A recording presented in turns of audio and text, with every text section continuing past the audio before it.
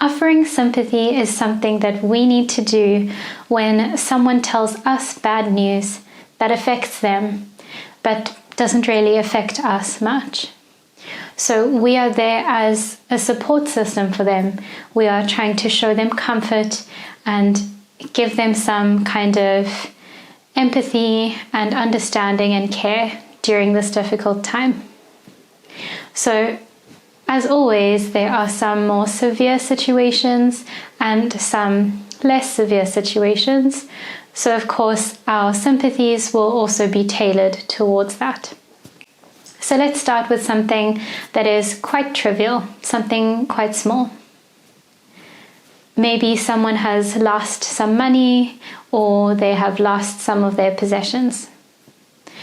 We can show sympathy by saying, "Oh dear, what a pity," or "That's really unfortunate."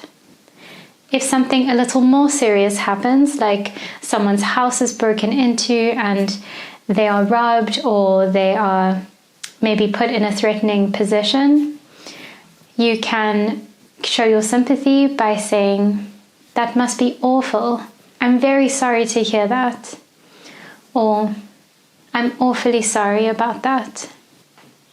If something even more serious happens, maybe someone has been put in a very bad situation, or maybe they are even in a car accident and they are recovering in hospital, something that could be quite painful or traumatic, we can show our sympathy by saying, "I'm sorry to hear such terrible news," or "I'm so sorry that you had to go through that."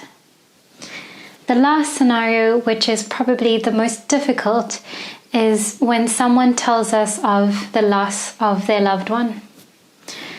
If this was a big shock and maybe the person was very young or they weren't sick at all, then you could respond by saying, "Oh my goodness, I can't believe it," or "I cannot imagine what you must be feeling." You can also say, in any kind of situation of the passing of someone, "Please accept my deepest sympathy," or "I'm sorry to hear about your loss."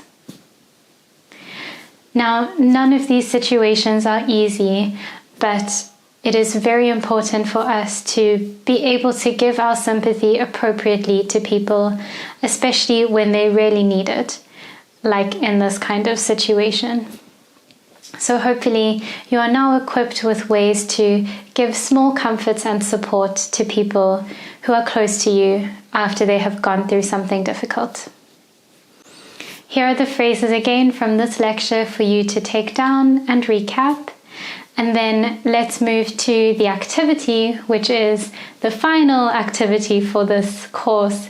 And this is a multiple choice quiz. So it shouldn't take you too long. It should be quite easy. And I will see you once you've finished the quiz.